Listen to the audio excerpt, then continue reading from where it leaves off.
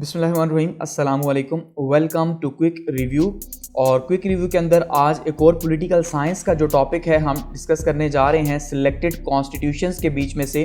और उसमें हमारा टॉपिक है जी the political system of United States, यानी कि अमेरिका का सियासी निज़ाम, या फिर इसको हम कह सकते हैं the constitution of United States, यानी कि अमेरिका का आइन कैसा है, ठीक है, उसका स्ट्रक्चर क्या है, या फिर government structure of the USA कि अमेरिका का जो गवर्नमेंट स्ट्रक्चर है वो कैसा है। तो ये तीनों जो है एक ही चीज़ को प्रेफर करते हैं, वो क्या है, एक बताते हैं कि भाई जो सियासी निज़ाम है अमेरिका के अंदर वो कैसा है, वहाँ पे जो ढांचा है हुकूमत का वो किस तरह का है, वहाँ पे अगर प्रेसिडेंशियल सिस्टम है तो कैसे है, उसकी पावर्स क्या हैं, सेनेट है, कांग्रेस है, ये सारे के सारे पॉइंट्स हम वन बाय वन इसमें डिस्कस करते चले जाएंगे और देखेंगे कि अमेरिका के अंदर जो उनका सियासी निज़ाम है, जो पॉलिटिकल सिस्टम है वो किस तरह का है। तो चलिए स्टार्ट करते हैं। सबसे पहले अगर हम बात करें बैकग्राउंड की कि भाई अमेरिका जो है इसका पस मंज़र क्या है, कि हम जो पॉलिटिकल सिस्टम जो है, ये जो सियासी निज़ाम है, इस सियासी निज़ाम को डिस्कस तो करने जा रहे हैं, लेकिन ये सियासी निज़ाम वजूद में कैसे आया, किस तरह से जो है अमेरिका वजूद में आया, हमें समझ आए तो उसके बाद फिर हम पता चले कि कैसे उन्होंने ये सिस्टम ड्रॉ किया। तो सबसे पहली बात यह है कि ये सबसे पहले 13 ब्रिटिश कॉलोनीज़ थी, यानी जो आज का अमेरिका है ये किसी टाइम पे आज से 300 साल पहले जो है वो 13 कॉलोनियाँ थी, छोटी छोटी, वो भी किसकी जी, बरतानिया की।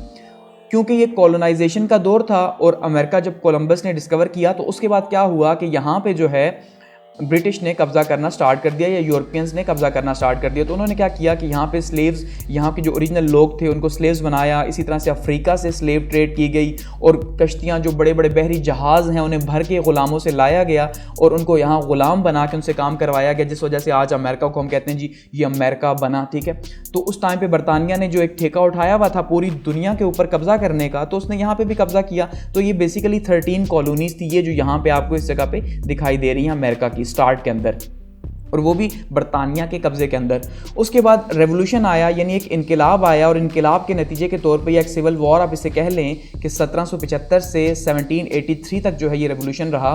तो इसमें जो है ये जो 13 जो ब्रिटिश कॉलोनीज़ थी, इन्होंने अपनी इंडिपेंडेंस का ऐलान कर दिया कि भाई आज से हम आज़ाद हैं, ठीक है। तो इन्होंने अपनी आज़ादी का ऐलान कर दिया और उसके बाद जो है इन्होंने डिक्लेरेशन ऑफ इंडिपेंडेंस जो है उसका ऐलान किया, और जुलाई 4, 1776 को जो है अमेरिका आज़ाद हो गया। यही इसकी आज़ादी की डेट है कि भाई अमेरिकन मानते हैं कि हम 4 जुलाई 1776 को जब हमने डिक्लेरेशन ऑफ इंडिपेंडेंस जो है इसका ऐलान किया था कि भाई आज से हम आज़ाद हैं, तो तब से ये आज़ाद हो गए। और कॉन्टिनेंटल कांग्रेस जो है उसने इसका जो है ऐलान किया था, ठीक है। तो ये थोड़ा सा बैकग्राउंड है कि अमेरिका एक्चुअली में वजूद में कैसे आया।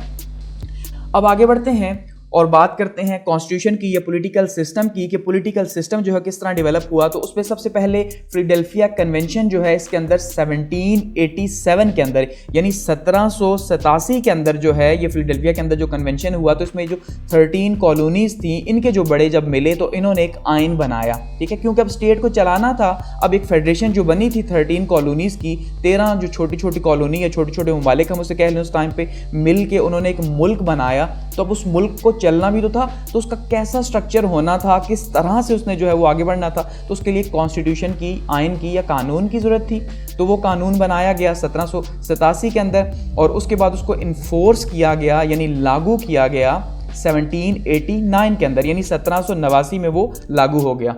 और किसकी लीडरशिप में हुआ जी, जॉर्ज वाशिंगटन साहब जो हैं, इनकी जो लीडरशिप है इसके अंदर जो है ये पहला कॉन्स्टिट्यूशन फ्रेम हुआ।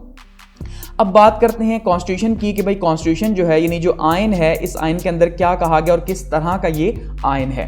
तो उसमें सबसे पहली बात तो ये है कि ये रिटन कॉन्स्टिट्यूशन है और 7 आर्टिकल्स हैं इसके, ठीक है, और 27 अमेंडमेंट्स अभी तक हो चुकी हैं।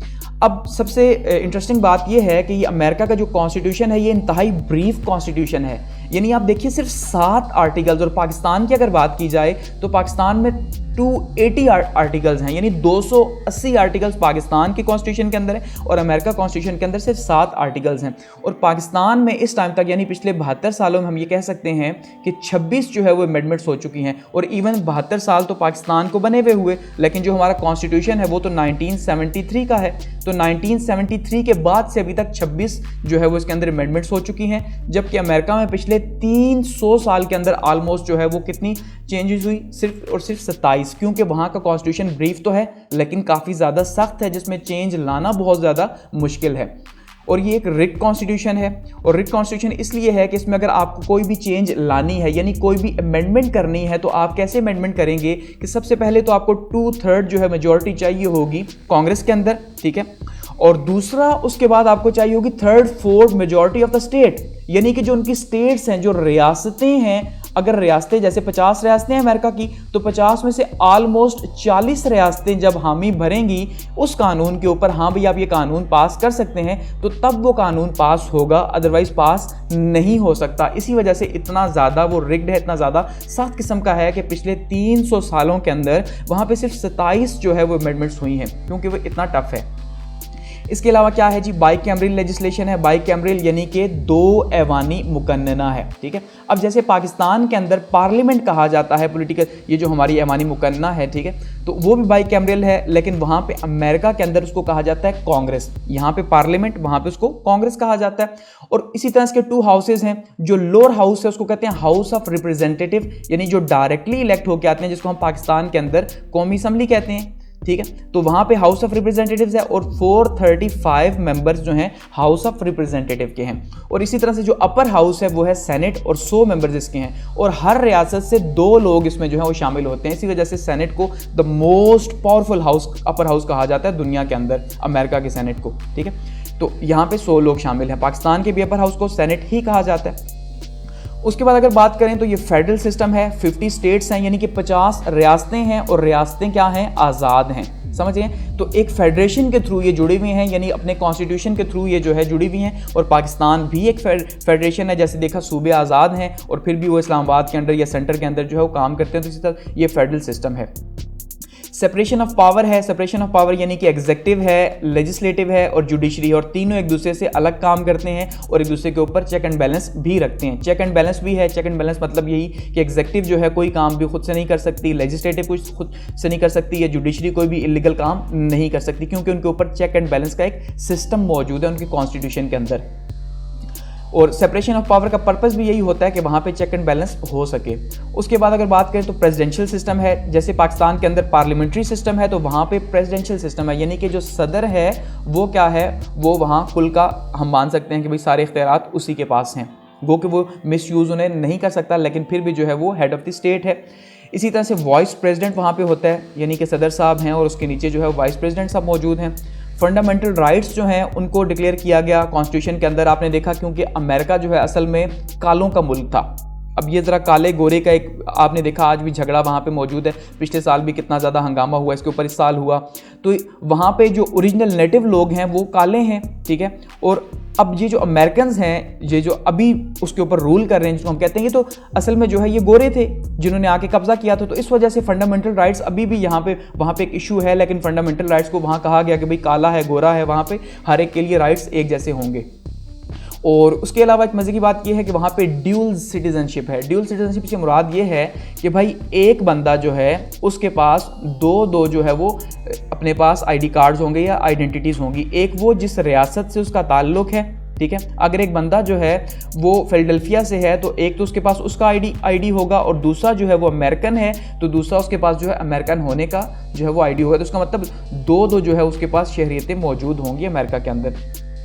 और लिमिटेड गवर्नमेंट है, यानी कि लोग आज़ाद हैं, लिबरलिज्म है, आज़ादी है। इस वजह से जो गवर्नमेंट है उसका कंट्रोल लोगों के ऊपर कम से कम है। लिमिटेड का मतलब ये है, ठीक है, लोगों की आज़ादी ज़्यादा है। तो ये कुछ जो फीचर्स हैं वो क्या हैं, जो फीचर्स हैं अमेरिकन कॉन्स्टिट्यूशन के, यूएस कॉन्स्टिट्यूशन के। आगे बढ़ते हैं और बात करते हैं सबसे पहले जी द यूएस प्रेसिडेंट की, यानी कि अमेरिकन सदर की, कि अमेरिका के जो सदर साहब हैं वो उनके पास क्या क्या पावर्स हैं, उसके लिए क्या क्या शराइत हैं। सबसे पहले अगर हम बात करें रिक्वायरमेंट्स के क्या शराइत हैं, कौन बंदा जो है वो अमेरिका का सदर बन सकता है, तो उसमें पहली शर्त क्या है, सबसे पहले तो उसकी एज होनी चाहिए 35 साल जी। अब जैसे पाकिस्तान के अंदर है 45 साल, तो वहाँ पे क्या है 35 साल। दूसरा शर्त ये है कि 14 साल से एटलीस्ट वो अमेरिका के अंदर रह रहा हो, ठीक है, यानी 14 साल से अमेरिका का शहरी हो, ये दूसरी शर्त है। और इसके अलावा ये डायरेक्ट वोटिंग भी होती है और इलेक्टोरल कॉलेज जो है उसके थ्रू भी जो है चूज़ किया जाता है। जैसे अभी आपने देखा ये जो बाइडेन साहब हैं जो कि अभी कुछ दिन पहले जो है वो अमेरिका के नए सदर बने हैं। और टर्म जो है 4 ईयर्स होती है इसकी, यानी कि 4 साल की टर्म होती है। जैसे हमारे पास 5 साल की है तो वहाँ पे 4 साल की होती है। और अब जो है वहाँ पे ये अमेंडमेंट हुई है कि कोई भी बंदा 2 बार से ज़्यादा जो है वो सदर इलेक्ट नहीं हो सकता, ठीक है। और सदर साहब बैठते कहाँ पे हैं या उनका ऑफिस कहाँ पे है जी? व्हाइट हाउस के अंदर है, वाशिंगटन डीसी के अंदर। और सदर को उतारा कैसे जाता है, रिमूवल्स की कैसे होगी? मर गया तो ठीक, नहीं तो उसकी इम्पीचमेंट होगी। इम्पीचमेंट यानी कि मुआवजा होगा, और वो भी 2/3 जो है कांग्रेस के अंदर अगर मेजॉरिटी होगी अपोजिशन की और उसके थ्रू अगर वो मुआवजा करेंगे तो सदर जाएगा, अदरवाइज सदर साहब नहीं जाएंगे। तो ये कुछ रिक्वायरमेंट्स हैं। अब बात करते हैं ड्यूटीज़ की और पावर्स की कि भाई क्या क्या पावर्स हैं या क्या क्या ड्यूटीज़ हैं अमेरिकन प्रेसिडेंट की, कि भाई कौन कौन सी जो उनकी ऐसे काम है जो उन्होंने करने ही करने हैं। सबसे पहली बात तो ये है एग्जेक्टिव पावर्स है उनके पास, यानी एग्जेक्टिव पावर का मतलब क्या है कि सबसे पहले उनके पास सरबराही ताकत है कि भाई वो मुल्क के सरबराह हैं। तो इसका मतलब पूरे का पूरा कंट्रोल जो है मुल्क का वो किसके पास है? वो सारे का सारा अमेरिकन प्रेसिडेंट के पास कंट्रोल है मुल्क का या मुल्क के हर इदारे का, ठीक है। और एग्जेक्टिव पावर्स के अंदर क्या क्या पावर्स हैं? पहले नंबर पे एग्जीक्यूशन ऑफ लॉज हैं, यानी कि कानून जो है उसको लागू करना सबसे पहला काम है सदर साहब का, कि वो कानून को लागू करेंगे मुल्क के अंदर। दूसरा क्या है? काउंसिल ऑफ मिनिस्टर्स जो हैं, यानी कि उनके जो मिनिस्टर्स हैं उनको उनकी जो काउंसिल है उसको हेड करना, ये दूसरा काम है। और थर्ड पे क्या है? सुपरविजन ऑफ स्टाफ है, जो कि 67,000 के करीब जो है 6700 के करीब सॉरी जो है ये इनका सुपरविजन का स्टाफ है जो इनके नीचे यानी सदर साहब के नीचे डायरेक्टली जो है वो आता है, जिसको मैनेज करना इनका काम है। और एग्जेक्टिव ऑर्डर्स जो हैं इनका काम है, एग्जेक्टिव ऑर्डर्स जितने भी हैं यानी जो ऑर्डर्स दिए जाते हैं किसी भी इदारे को इनकी तरफ से होते हैं। डायरेक्टिंग एजेंसीज जो एजेंसीज हैं जैसे CIA हो गया, FBI हो गया, तो इनको जो है डायरेक्ट करना भी सदर साहब के एग्जेक्टिव पावर्स के अंदर है। इसके अलावा अपॉइंटमेंट्स जो होती हैं, ठीक है, अब एम्बेसडर्स के अपॉइंटमेंट्स हैं या जिस तरह से मिलिट्री की अपॉइंटमेंट्स हो गई, तो ये अपॉइंटमेंट या जितनी भी हाई लेवल की अपॉइंटमेंट्स हैं वो सारी की सारी जो है वो एग्जेक्टिव पावर्स के अंदर आती हैं सदर साहब के यानी अमेरिकन सदर के पास।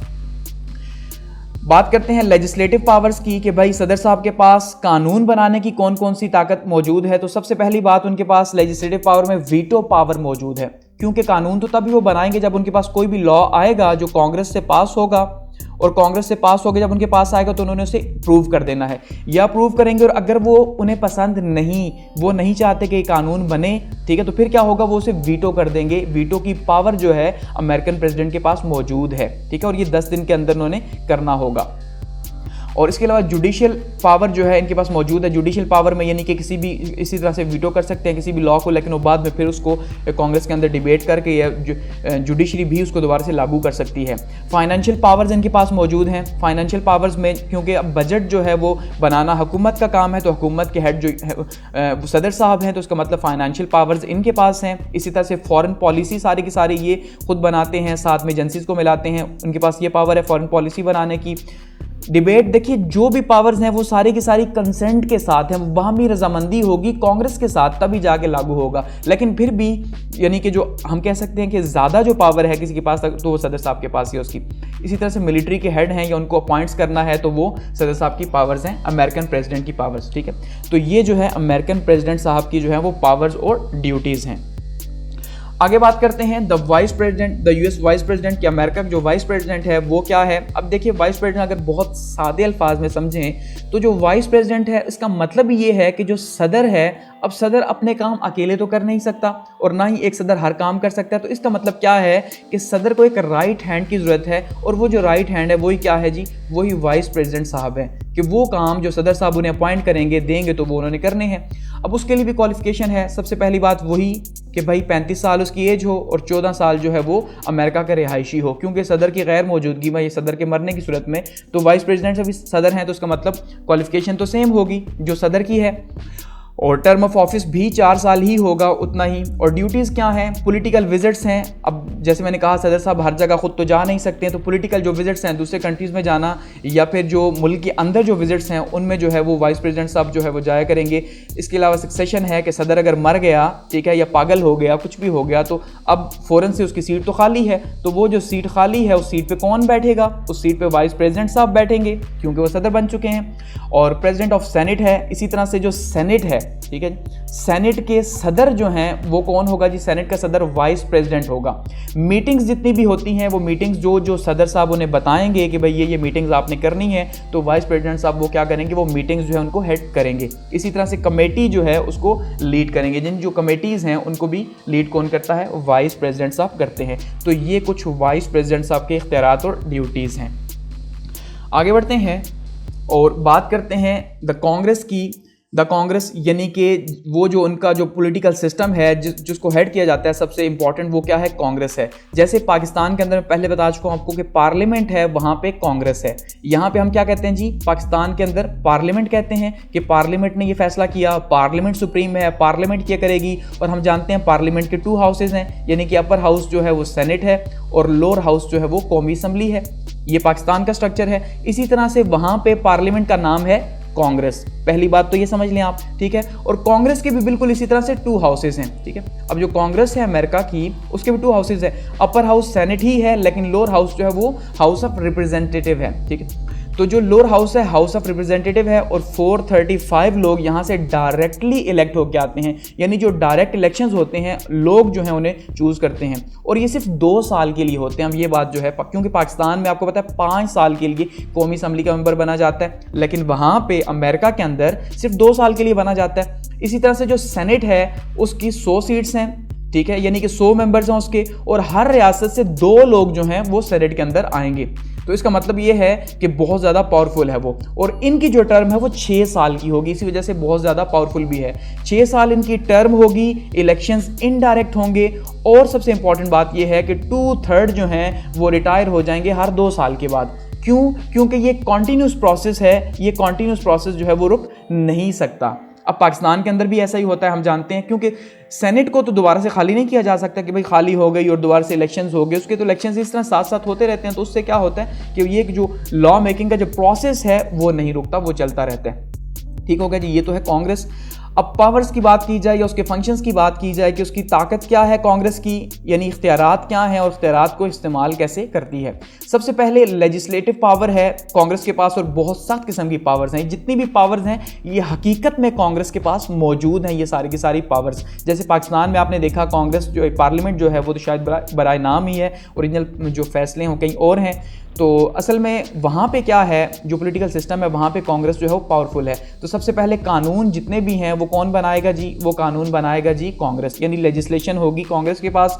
इन्वेस्टिगेटिव पावर्स हैं, यानी किसी भी इन्वेस्टिगेशन बिठानी है किसी के ऊपर, चाहे सदर के ऊपर ही बिठानी है, वाइस प्रेसिडेंट के ऊपर बिठानी है, किसी मेंबर के ऊपर बिठानी है, किसी इदारे के ऊपर जो है इन्वेस्टिगेशन करनी है, तो वो सारी पावर्स किसके पास हैं? कांग्रेस के पास है।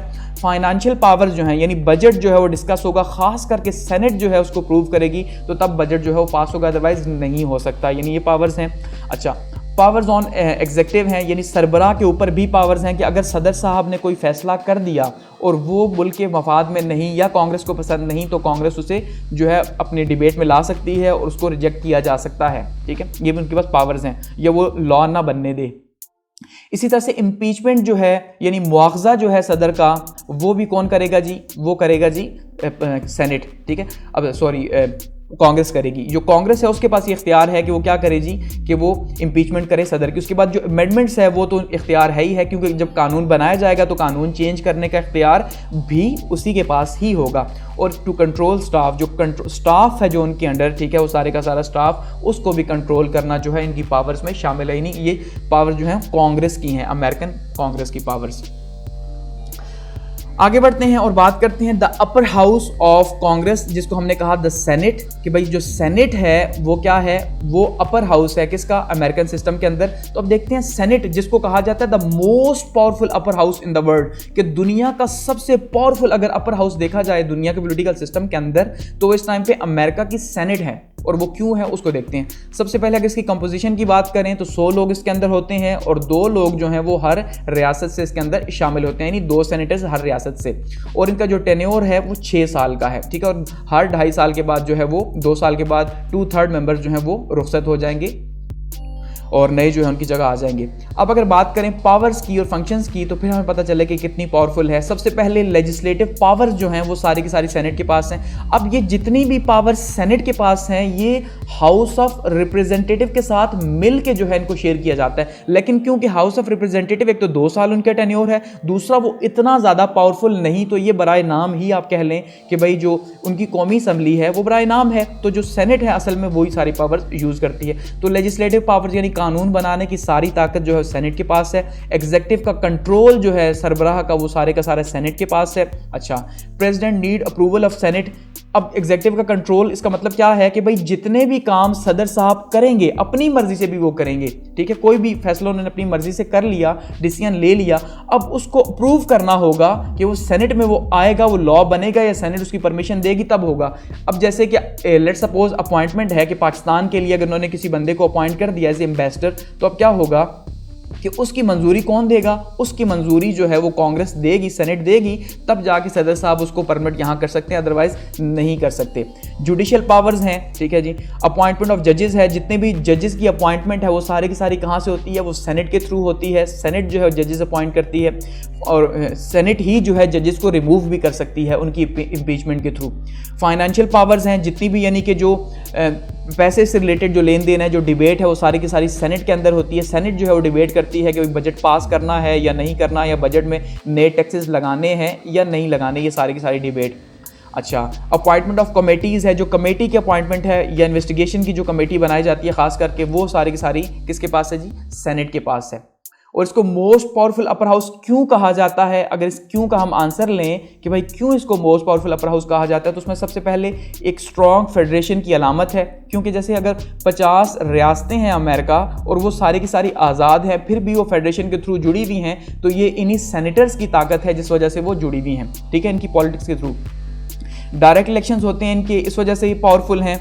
अच्छा, लॉन्ग टेन्योर है, ठीक है, इनका जो दौरानिया है यहाँ पे, अच्छा जी, लॉन्ग टेन्योर 6 साल के लिए है और 2 साल के बाद जो है 2/3 मेंबर जो है वो रुखसत हो जाएंगे। एक्सपीरियंस्ड मेंबर्स होते हैं, सबसे इंपॉर्टेंट बात ये है, ठीक है। और पावरफुल चैम्बर है, इन्वेस्टिगेटिव पावर्स भी इनके पास हैं किसी भी इदारे के खिलाफ, सदर के खिलाफ, वाइस प्रेसिडेंट के खिलाफ, इस वजह से ये मोस्ट पावरफुल हैं।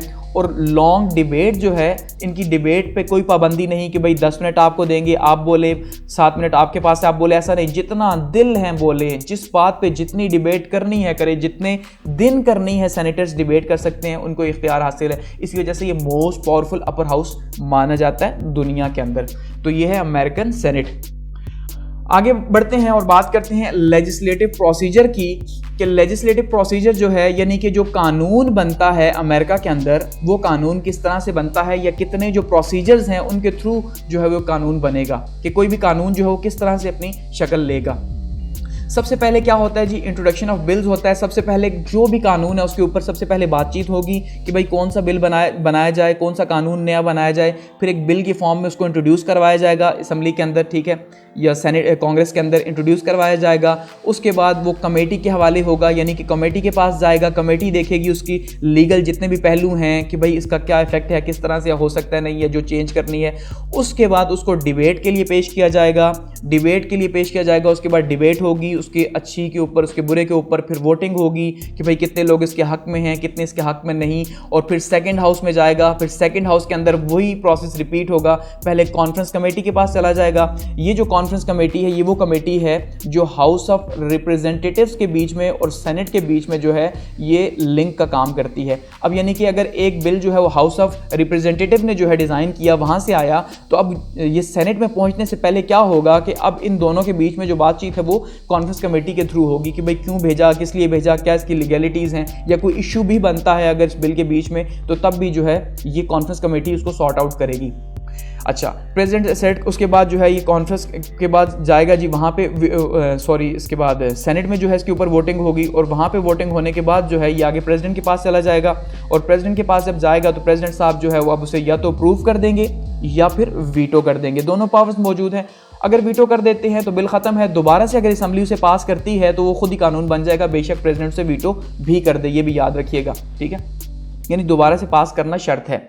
अब प्रेसिडेंट के पास है कोई लॉबिंग करके उनके माइंड चेंज करता है, जैसे भी वो अपनी पार्टी को यूज़ करता है, ठीक है, और अगर अप्रूव कर देगा तो वो लॉ बन जाएगा, यानी बिकम लॉ होगा। यहाँ पे अगर आप देखिए तो बिल का ये प्रोसीजर मौजूद है कि किस तरह से कोई भी जो है वो बिल लॉ बनेगा। कि सबसे पहले early law start with an idea, कि सबसे पहले एक आइडिया कि क्या बनाना है हमने, भाई वो क्या आइडिया था, किस बात के ऊपर बातचीत हो रही है, किस तरह का कानून बना। जैसे अब आप देखिए पाकिस्तान के अंदर रेप के अंदर बात हो रही है कि भाई जो ज्यादती के मुल्जिमान हैं, ठीक है, उनको या तो 25 साल की सज़ा दी जाएगी या फिर जो है उन्हें फिर वो नमर्द बनाया जाएगा, ठीक है। तो अब ये जिस तरह से अब सबसे पहले इसके ऊपर डिबेट हुई, डिस्कशन हुई, उसके बाद अब ये असम्बली में आएगा, ठीक है, असम्बली में आके इसको इंट्रोड्यूस करवाया जाएगा, उसके बाद जो है ये कमेटी में जाएगा, कमेटी इसके लीगल पहलुओं को देखेगी, उसके बाद जो है ये इसके ऊपर डिबेट होगी दोनों हाउसेस के अंदर, और उसके बाद जो है ये सदर के पास जाएगा और फिर सर साहब इसे पास कर देंगे और इस तरह से ये लॉ बन जाएगा। और फिर उसके नतीजे के तौर पे जो भी ज्यादती के मुल्ज़िमान हैं उनके लिए दोनों में से अपनी मर्जी से जो भी चूज़ करेंगे, या तो 25 साल जेल में रहेंगे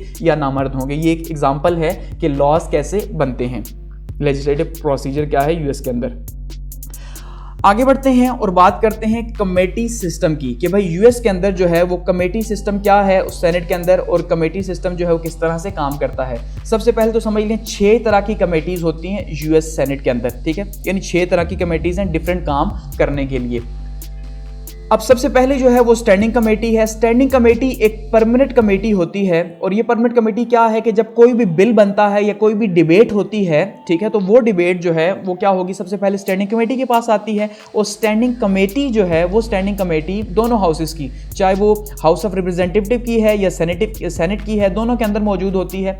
तो दोनों के अंदर जब मौजूद होगी तो वो देखेगी उसके लीगल पहलुओं को, या उसके ऊपर जो बातचीत करनी होगी वो देखेगी, ताकि असम्बली में पहुंचाने से पहले चीज़ को देखा जाएगा वो किस शक्ल में नजर आएगी या कैसी है वो, ठीक है। दूसरे नंबर पे स्पेशलाइज्ड स्टैंडिंग कमेटी है, ये परमानेंट नहीं होती। अब ये जो स्टैंडिंग कमेटी है ये अपना काम मजीद अगर उसको मजीद लोअर लेवल पे लेके जाना है, मजीद उसके ऊपर काम करवाना है, तो क्या करेगी, एक स्पेशलाइज्ड स्टैंडिंग कमेटी बना देगी कि भाई आप जो है इसके ऊपर काम करें और इस बिल के ऊपर आप देखें कि भाई इसके अंदर क्या क्या काम हो सकता है या जो भी डिबेट हो रही है वहाँ पे। और नंबर 3 पे स्पेशलाइज्ड कमेटी होगी, और स्पेशलाइज्ड कमेटी जो है ये अब किसी भी काम के लिए, यानी कोई भी ख़ास किस्म का कोई बजट है या कुछ भी इस तरह का है, तो उसके ऊपर डिबेट के लिए या उसके ऊपर काम के लिए स्पेशलाइज्ड कमेटी जो है वो बनाई जाएगी। उसके बाद फिर एक जॉइंट कमेटी है। जॉइंट कमेटी जैसे नाम से ही पता है कि ये सेनेट और हाउस ऑफ रिप्रेजेंटेटिव के बीच में जो है ये काम करेगी, यानी दोनों हाउसेज जो हैं उसके बीच में ये जॉइंट कमेटी काम करेगी। उसके बाद फिर एक सिलेक्ट या इन्वेस्टिगेटिव कमेटी होती है। सिलेक्ट जैसे नाम है या इन्वेस्टिगेटिव है कि वो इन्वेस्टिगेशन के लिए खास करके बनाई जाती है कि इन्वेस्टिगेशन की जाए, किसी के ऊपर भी किसी तरह से भी इन्वेस्टिगेशन बिठाई जाए, ठीक है, उसके लिए होगी। और लास्ट पे जो है कॉन्फ्रेंस कमेटी होगी। कॉन्फ्रेंस कमेटी क्या है, ये भी दोनों हाउसेस के बीच में काम करती है कि जब भी कोई इशू पैदा होता है, जैसे कि लोअर हाउस जो है उसके बीच में या अपर हाउस के बीच में कोई इशू पैदा हुआ, किसी बिल के ऊपर कोई कंसल्ट करना है, कोई बातचीत करनी है, तो वो कॉन्फ्रेंस कमेटी के थ्रू ही होगा, ठीक है। और ये जो कॉन्फ्रेंस कमेटी है इसके पास ये इख्तियार होगा कि वो बातचीत कर सके।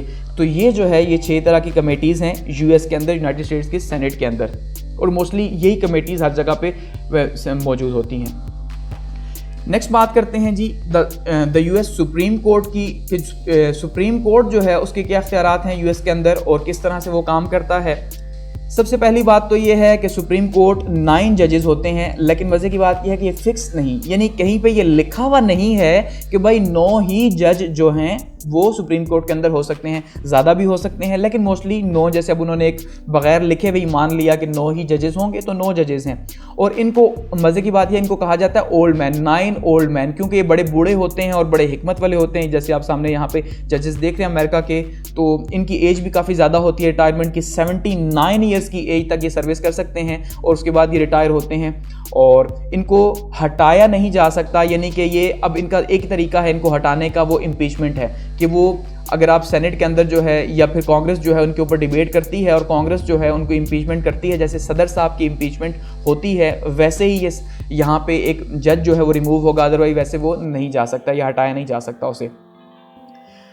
अगर पावर्स और फंक्शंस की बात की जाए तो सबसे पहले ओरिजिनल केसेस जो इनके पास आते हैं उनकी बात की जाए तो वो ओरिजिनल केसेस कहाँ से आएंगे, जो अपील्स वगैरह की जाएंगी जैसे सुप्रीम कोर्ट में। देखिए जब लोअर केस जो है, लोअर कोर्ट जो है, लोअर कोर्ट में अगर किसी की नहीं सुनी जाएगी तो वो क्या करेगा, या वहाँ पे फैसला आएगा तो उसके बाद वो अपर कोर्ट में जाएगा और वो सुप्रीम कोर्ट में जाके वहाँ पे बात करेगा। तो वो ओरिजिनल केसेस हो गए उनके। या इसी तरह से इन्वेस्टर्स वगैरह के जो केसेस हैं या जो लेजिस्लेटिव के केसेस हैं या फिर जो कानून लेजिस्लेटिव ने पास कर दिया उसके ऊपर कोई बातचीत हो रही है, सदर ने कोई कानून पास किया, वो केस चल रहा है जैसे पाकिस्तान के सुप्रीम कोर्ट में होता है, बिल्कुल वैसा ही है। ठीक है, उसके अलावा जिन लोगों ने अपील की हुई है जुरिस्डिक्शन के ऊपर, वो लोग जो हैं उनकी अपील्स यहाँ पे आएंगी और सुनी जाएंगी, और सर्किट कोर्ट्स की जो अपील हैं वो सुनी जाएंगी यहाँ पे लोअर कोर्ट्स की।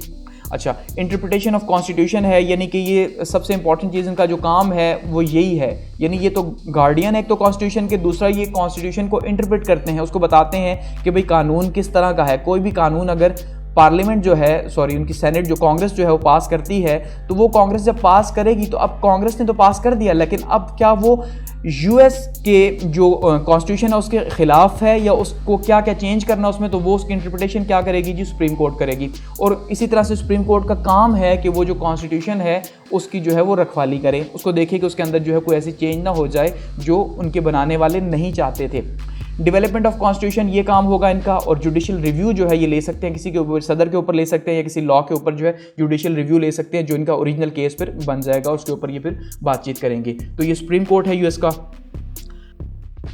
आगे बढ़ते हैं और बात करते हैं पॉलिटिकल पार्टीज की, कि यूएस के अंदर जो पॉलिटिकल पार्टीज हैं, जो सियासी जमातें हैं, वो कौन कौन सी और किस तरह से वो काम करती हैं सियासी जमातें। ठीक है, अब सबसे पहली बात तो ये है कि यूएस के अंदर 2 पार्टी सिस्टम है, यानी कि 2 बड़ी बड़ी पार्टीज हैं। इसका ये मतलब हरगिज नहीं कि वहाँ पे 2 पार्टीज की ही इजाज़त है, ऐसा नहीं। आप जितनी मर्जी पार्टीज बनाएं, उसकी वजह यह है कि देखिए एक डेमोक्रेटिक कंट्री है अगर, तो वहाँ पे आपको पॉलिटिकल पार्टी की इजाज़त होती है कुछ लॉज के साथ। ठीक है, तो वहाँ पे इजाज़त तो है, लेकिन जो रूल करती हैं, जो मेजॉरिटी के अंदर है, वो 2 ही पार्टीज़ हैं। हमेशा इन्हीं के बीच में हुकूमत आती है, या रिपब्लिकन्स या डेमोक्रेट, इन्हीं के बीच में आती है। इसी वजह से 2 पार्टी सिस्टम है वहाँ पे। एक साइड पे डेमोक्रेट है, दूसरी साइड पे रिपब्लिकन है, और ये बहुत ही ऑर्गेनाइज पॉलिटिकल पार्टीज़ हैं। पाकिस्तान की तरह यहाँ पे जैसे आप देखें लड़ाई झगड़ा और आपस में ही जो है ना लान तान या लीडरशिप के ऊपर बातचीत, ऐसा हरगिज़ वहाँ पे नहीं होता। ठीक है, पूरे का पूरा इनका एक सिस्टम है, स्ट्रक्चर है, उसके थ्रू ये काम करते हैं। नॉन आइडियोलॉजिकल हैं, नॉन आइडियोलॉजिकल यानी कि इनका कोई ऐसी खास किस्म की आइडियोलॉजी नहीं जिसके ऊपर हम ये कहें कि इसकी आइडियोलॉजी, यानी कि डेमोक्रेट की आइडियोलॉजी ये है और ये जैसे सोशलिज्म हो गया, कम्युनिज्म हो गया। ठीक है, इस तरह की कोई आइडियोलॉजी नहीं, क्योंकि दोनों ही जो है वो कैपिटलिज्म के ऊपर ही काम करती हैं। उनके सिंबल्स की बात की जाए तो जो डेमोक्रेट्स हैं इनका जो है निशान है वो डंकी यानी खोता, ठीक है, गधा, और जो रिपब्लिकन है वो एलिफेंट यानी हाथी जो है उसका निशान है। तो इस टाइम पे आप ये देखिए सामने एक साइड पे जो है ये हमें एलिफेंट नज़र आ रहा है, रिपब्लिकन का निशान, और दूसरी साइड पे जो है ये डेमोक्रेट का है। तो इस टाइम पे अगर हम बात करें कि सदर कौन है, तो वो खोते वाली पार्टी के सदर हैं, हम सादे अल्फाज में ही कह सकते हैं। ये जो डेमोक्रेट हैं इनके जो सदर इस टाइम पे इलेक्ट हुए हैं यूएस के नए सदर जो हैं। अच्छा, प्रोग्राम्स दोनों के सेम होंगे, यानी कि ऐसा हरगिज़ नहीं कि जैसे अब पाकिस्तान के अंदर अगर बात करें पीपल्स पार्टी की, तो वो लिबरल और सोशलिस्ट पार्टी थोड़ा सा ज़्यादा खुद को मनवाती है, तो कैपिटलिस्ट ही, लेकिन लिबरल जैसे वो कहती है कि भाई हम लेफ्ट विंग की पार्टी हैं। ठीक है, इस तरह से अगर बात करें पीटीआई की या पीएमएलएन की, तो वो क्या है, वो कंजर्वेटिव पार्टीज़ हैं। तो इसी तरह से इनकी आइडियोलॉजीज डिफरेंट है, लेकिन वहाँ पर आइडियोलॉजी सेम ही है, और सेम क्या है, दोनों ही कैपिटलिज्म की, सरमायादारी की जो है वो सपोर्टर हैं, सरमायादारा निज़ाम को ही जो है वो सपोर्ट करती हैं। पॉलिटिकल कल्चर बनाने में बहुत अहम रोल अदा करती हैं। ऐसा नहीं कि भाई झगड़ा हो, जैसे अभी आज देखा आपने पाकिस्तान के अंदर आजकल क्या हो रहा है कि पीडीएम बनी हुई है पाकिस्तान डेमोक्रेटिक मूवमेंट के, भाई हुकूमत के खिलाफ है, हुकूमत जीत के आई तो अब वो उसके खिलाफ जो है कहते हैं भाई ये 2 नंबर तरीके से जीती, धांधली से जीती, व्हाट्सोएवर। वहाँ पे पॉलिटिकल कल्चर क्या है कि भाई एक शख्स जीत गया तो उसको मानो सिंपल वो जीत गया। ठीक है, अब जैसे ट्रंप साहब ने कह दिया कि धांधली हुई है, लेकिन अब उसके ऊपर ये नहीं कि आप जो है हुकूमत को ना माने, उसके खिलाफ रोडों पर आ जाएँ, स्टेट को नुकसान पहुँचाएँ, तो ये बहुत बड़ा प्रॉब्लम है। और रोल ऑफ मनी जो है वो तो आपको पता है दुनिया के हर मुल्क में, और ख़ास करके जहाँ कैपिटलिज्म है, सरमायादारी है, वहाँ पे मनी का रोल यानी पैसे का रोल जो है सियासत के अंदर, वो तो हमें देखने को मिलेगा ही मिलेगा। ठीक है, तो ये पॉलिटिकल पार्टीज़ हैं। आगे बढ़ते हैं और बात करते हैं द यूएस फेडरेशन की, कि यूएस फेडरेशन क्या है। देखिए बैकग्राउंड में हम पहले बात कर चुके हैं सबसे पहले कि ये जो है अमेरिका जिसको हम कहते हैं, ये किसी टाइम पे 13 कॉलोनीज थी बरतानिया की। कि उन्होंने यहाँ कब्जा किया हुआ था, ठीक है। असल में तो अमेरिका कुछ और है। तो 13 कॉलोनीज थी, उसके बाद ये 50 स्टेट्स बन गई। तो 50 स्टेट्स ने मिलकर एक फेडरेशन बना ली, एक स्ट्रॉन्ग फेडरेशन। और उनकी फेडरेशन जो है उसकी अलामत क्या है, जिसको माना जाता है जी सेनेट, ठीक है। जो सेनेट है ये क्या है, ये प्रोटेक्ट कर रही है हर तरह से उनकी फेडरेशन को। और अगर बात करें हम, तो ये आप यहाँ पे सामने एक झंडा जो देख रहे हैं, ये फ्लैग है यूएस का। तो इसमें ये जो स्टार्स हैं, ये 13 स्टार्स हैं। ये 13 स्टार्स जो स्टार्ट की 13 कॉलोनीज थी, जो एक्चुअल में अमेरिका बना, तो ये उन्हीं 13 स्टार्स, उन्हीं जो है कॉलोनीज को, एक एक स्टार एक एक कॉलोनी को रिप्रेजेंट करता है अमेरिकन फ्लैग के अंदर, ठीक हो गया। तो ये इनकी फेडरेशन है। और फेडरेशन के अंदर पावर की अगर बात की जाए तो पावर कैसे होती है कि एक पावर जो है वो सेंटर के पास होगी कुछ पावर्स, और कुछ पावर्स जो हैं वो आगे उन्होंने डिस्ट्रीब्यूट की हुई होंगी कि जहाँ जहाँ पे भी आगे अब जो स्टेट्स हैं उनके पास वो अपने पास पावर्स मौजूद होंगी। तो एक तो सेंट्रल पावर्स हैं, सेंट्रल पावर जो सेंटर जो है वो अप्लाई करता है। दूसरी है कंकरेंट पावर्स, जो सेंटर और फेडरेशन दोनों मिल के, यानी कि सेंटर और स्टेट्स जो है मिल के जो है उनको जो है म्यूचुअली जो है वो चलाएंगी दोनों के साथ। और थर्ड है रिजर्व पावर्स। रिजर्व पावर जो है वो सिर्फ और सिर्फ स्टेट के पास होंगी, जो स्टेट अपने पास रखेगा, ठीक है। तो वो ना सेंटर के पास है, ना जो है वो कंकरेंट पावर्स के अंदर आती हैं, तो स्टेट के पास है, स्टेट उनको यूज़ कर सकता है। और सेपरेट गवर्नमेंट है, यानी कि सेपरेट गवर्नमेंट का मतलब ये है कि रियासतें जो हैं वो आज़ाद हैं और उनके अंदर अपनी अपनी हुकूमत मौजूद है। अब कहीं पे भी जहाँ पे फेडरल सिस्टम होगा, जैसे पाकिस्तान के अंदर भी फेडरल सिस्टम ही है, इंडिया के अंदर भी फेडरल सिस्टम है, तो वहाँ पे क्या होगा, वहाँ पे इस तरह से पावर्स की डिस्ट्रीब्यूशन होगी कि सबसे पहले आप देखिए एक यूनियन लिस्ट है। यूनियन लिस्ट क्या है कि वो पावर सारी की सारी जो कि सेंटर जो है उसके पास हैं, और वही जिसके थ्रू जो है एक मुल्क जुड़ा हुआ है। अगर ये यूनियन की लिस्ट ना हो, इसको निकाल दिया जाए, तो फिर तो स्टेट्स सारी की सारी अलग अलग मुल्क हैं। तो इसको स्टेट्स को एक मुल्क की शक्ल देना ये यूनियन लिस्ट का काम है, यानी इन पावर्स का काम है। फिर दूसरा स्टेट लिस्ट है, वो पावर जैसे पाकिस्तान के अंदर बात की जाती है 18वीं तरमीम की, कि भाई 18वीं तरमीम के थ्रू सूबे आज़ाद हैं, सूबे अपने टैक्सेस कलेक्ट कर सकते हैं, अपनी जो है ब्यूरोक्रेसी हायर कर सकते हैं, अपना पूरे का पूरा उनका स्ट्रक्चर है, ठीक है। इसी तरह से इसके अलावा बात की जाए कंकरेंट लिस्ट की, तो जो दोनों यानी कि सेंटर प्लस जो है वो स्टेट मिल के जो है वो रन करते हैं। अब ये जो दोनों मिल के रन करते हैं, एग्जांपल आप इसके ले लें, जैसे लेट्स सपोज सीएसएस की हम बात कर लेते हैं कि भाई सीएसएस वाले जो है वो काम तो जो है स्टेट्स के अंदर ही करते हैं, लेकिन उनकी हायरिंग कौन करता है, सेंटर करता है, तो मिलजुल के काम होता है। तो इस तरह से ये पूरे का पूरा स्ट्रक्चर जो है ये फेडरेशन के अंदर मौजूद होता है। और एट दी एंड लास्ट पे बात करते हैं जी सेपरेशन ऑफ पावर की, यानी कि ताकत जो है उसकी तकसीम की, कि ताकत जो है वो तकसीम कैसे होती है। याद रखिएगा कि इसमें बहुत बड़ी एक डिबेट शामिल है जो कि पॉलिटिकल फिलोसोफर्स ने, जो हम पीछे बात कर चुके हैं, जो वेस्टर्न पॉलिटिकल थॉट्स थे खास करके, उनके अंदर हमने बात की थी 2 पार्ट्स के अंदर, जो हमने देखा था कि भाई किस तरह से वेस्टर्न पॉलिटिकल थॉट्स के अंदर वेस्टर्न जो फिलोसोफर्स थे उन्होंने कितना अहम रोल प्ले किया इस सेपरेशन ऑफ पावर के ऊपर। क्योंकि एक ज़माना था जब सारी की सारी पावर्स एग्जीक्यूटिव के पास ही थी, कि एग्जीक्यूटिव जो है वो सारे का सारा करता धरता था, जिसको कहा जाता था बादशाह, ठीक है। वो किंग था या बादशाह था या कोई भी उसको सुल्तान कह ले, सारी पावर सुल्तान के पास थी, कानून भी वही बनाता, जुडिशरी भी उसी के अंदर, यानी काजी भी उसी के अंदर आते, सब कुछ उसी के अंदर कंट्रोल होता। तो फिर जो है ये वेस्टर्न पॉलिटिकल फिलोसोफर्स जो हैं इन्होंने डिबेट स्टार्ट की कि भाई जब बादशाह ही ने कानून बनाने हैं और उसी के नीचे ही जुडिशरी है, तो फिर बादशाह को कौन पूछेगा। ऐसे ही है ना कि बादशाह को फिर तो कोई पूछ ही नहीं सकता, तो ये तो जो है ये खुदा बना बैठा है। तो इसका मतलब ये है कि इन पावर्स को सेपरेट किया जाए, कानून बनाने वाला इदारा अलग हो, उसको लागू करने वाला इदारा अलग हो, और जुडिशरी जो है उसका चेक एंड बैलेंस रखने के लिए अलग हो। तो इसी को सेपरेशन ऑफ पावर कहा गया, जो कि एक बहुत ही लंबे प्रोसेस के बाद दुनिया को मिला। तो अमेरिका के अंदर भी ये सेपरेशन ऑफ पावर जो है मौजूद है, यानी एग्जीक्यूटिव अपना काम करती है, लेजिस्लेटिव कानून बनाने वाला इदारा अपना काम करता है, जुडिशरी अपना काम करती है, ठीक है। और सेपरेशन ऑफ पावर का पर्पस क्या है कि अवॉइड किया जाए कॉन्सेंट्रेशन ऑफ पावर को, कि ताकत जब एक जगह पे होगी, जैसे मैंने कहा कि जैसे बादशाह के पास अगर सारी ताकत थी, तो अब अगर किंग है तो किंग के पास सारी ताकत है, तो इसका मतलब मिसयूज होगा उसका, वो एब्सोल्यूट अथॉरिटी है, तो एब्सोल्यूट अथॉरिटी तो जो है वो नुकसानदेह है। जुडिशियल रिव्यू मौजूद है वहाँ पे, कि जुडिशरी रिव्यू ले सकती है किसी भी बात के ऊपर जो कानून उन्होंने बनाया, अगर बादशाह ने अपने हक में बनाया कानून तो वो उसके ऊपर रिव्यू लिया जा सकता है।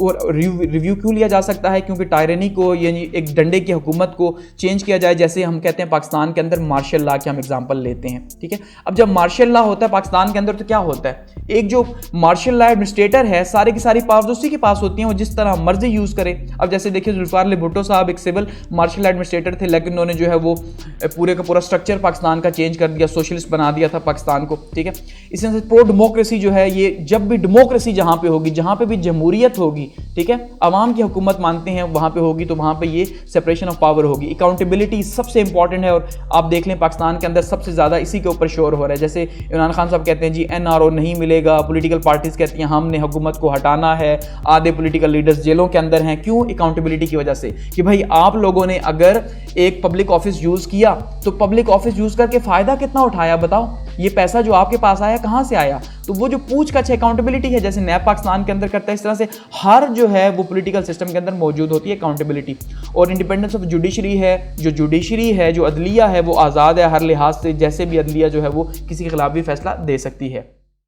और system of checks and balance भी यही है। सेपरेशन ऑफ पावर एक्चुअली में है ही, जो दूसरा नाम है वो चेक एंड बैलेंस का है, कि भाई आपने जो है वो एक ऐसा तवाजुन बरकरार रखना है हेड जो स्टेट है उसकी तीनों ब्रांचेस के बीच में, ताकि कोई प्रॉब्लम पैदा ना हो। ऐसा नहीं कि एग्जेक्टिव जो है उसके पास पावर ज़्यादा हो और लेजिस्लेटिव और जुडिशरी जो है उसके पास पावर्स ना हो, जैसे पहले होता था, या लेजिस्लेटिव के पास बहुत ज़्यादा पावर्स हो जाए या जुडिशरी के पास बहुत ज़्यादा पावर्स हो जाए। तो ऐसा नहीं है, बल्कि हर एक को जो है वो इक्वल अमाउंट में जो है वो दिया गया, ताकि बैलेंस रहे और एक दूसरे के ऊपर चेक एंड बैलेंस भी रहे। अब जैसे प्रेसिडेंट ऑफ लेजिस्लेटिव, अब प्रेसिडेंट जो है उसकी जो चेक एंड बैलेंस है वो किसके ऊपर, लेजिस्लेटिव के ऊपर रखी जा सकती है। वो प्रेसिडेंट साहब देखेंगे कि बिल कैसे पास हो रहे हैं, क्योंकि उनके पास वीटो की पावर है, ठीक है। इसका मतलब ये चेक एंड बैलेंस है। इस तरह से लेजिस्लेटिव जो है वो जुडिशरी या फिर प्रेसिडेंट के ऊपर जो है वो नजर रख सकता है कि जुडिशरी ने अगर कोई गलत काम किया, किसी जज ने, उसकी इंपीचमेंट हो सकती है, प्रेसिडेंट की इंपीचमेंट हो सकती है, उसने कोई लॉ बना दिया उसको लेजिस्लेटिव जो है वो रद्द कर दे, ठीक है। ये इनके पास चेक एंड बैलेंस की पावर है। इसी तरह से जुडिशरी जो है वो फिर प्रेसिडेंट के ऊपर या लेजिस्लेटिव दोनों के ऊपर जो है वो चेक एंड बैलेंस रख सकती है कि भाई सदर साहब जो है उन्होंने गलत लॉ पास कर दिया जो कॉन्स्टिट्यूशन के खिलाफ है, ठीक है, या लेजिस्लेट जो है उसने कोई ऐसा लॉ पास कर दिया। तो ये जो है ये एक्चुअली में कॉन्स्टिट्यूशन का एक बहुत इंपॉर्टेंट पार्ट है कि ये जो तीन ब्रांचेस हैं, लेजिस्लेटिव, एग्जीक्यूटिव और जुडिशियल ब्रांच, ये तीनों एक दूसरे से सेपरेट होंगी और बैलेंस्ड होंगी, तो तभी चेक एंड बैलेंस का निज़ाम मुल्क में चल सकेगा, अदरवाइज नहीं चल सकता। ठीक हो गया। तो यहाँ पे हम इस वीडियो को करते हैं एंड, और ये था अमेरिका का पॉलिटिकल सिस्टम। अब जब हम नेक्स्ट में आगे बढ़ेंगे तो हम बात करेंगे यूके के पॉलिटिकल सिस्टम के बारे में।